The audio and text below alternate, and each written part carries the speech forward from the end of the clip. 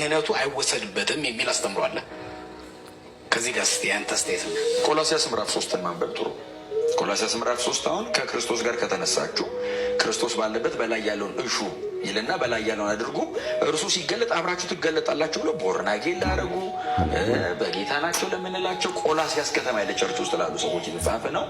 ከዛ እዛች ውረድ ብሎ ምዕራፍ 3 ከቁጥር 3 ጀምሮ ስናነባው ይዘረዝራል። አንዳንድ ኃጢአቶችን ዝሙት ማድረግ ይዘረዝር። እነዚህን የሚያደርጉ የእግዚአብሔር መንግስት አይወርሱ ዴዲን ማለት ይዘጓል። ይሄንን የሚያደርግ የእግዚአብሔር መንግስት አይወርስም። ቦርናጌ ለሆኑ ሰዎች ነው የተጻፈ ያለው። ቸርች ውስጥ ላሉ ሰዎች እንዲሁም ከክርስቶስ ጋር ከተነሳችሁ ለተባሉ በክሩሲፊክሽኑ በሪዘሬክሽኑ በቃ በእምነት ህብረት አድርገናል፣ አብረን ሞተን አብረን ትንሣኤን ተካፍለናል ብለው ህብረት አድርገናል ላሉ ሰዎች ነው የተጻፈው። እነዚህን የሚያደርጉ የእግዚአብሔር መንግስት አይወርሱም።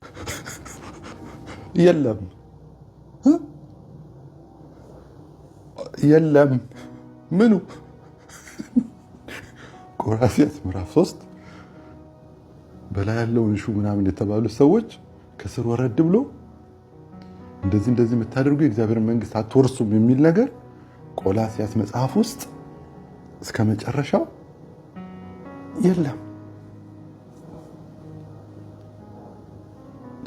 ድሮ አውድ ብቻ ነበር የማይገባቸው፣ አሁን አድጓል።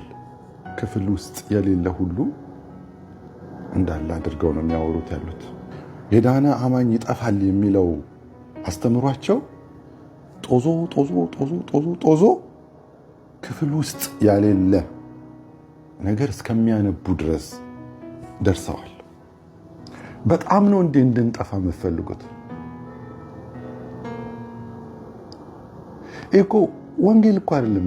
ወንጌል እኮ ጉድ ኒውስ ነው።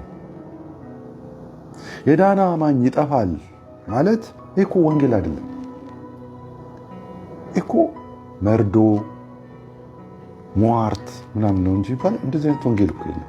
ወንጌል ጉድ ኒውስ ነው። በግሪኩም ሄዳችሁ ይዩት።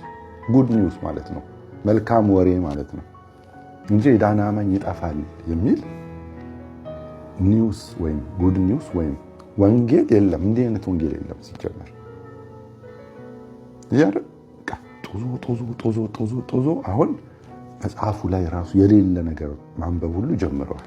ሆይ ሰዎቹ ችግራቸው ደጋግሜ የምለው ትምህርታቸውን ይዘው ወደ መጽሐፉ ነው የሄዱት እንጂ ከመጽሐፉ ወደ ራሳቸው አልተማሩም። እሱ ነው ችግሩ።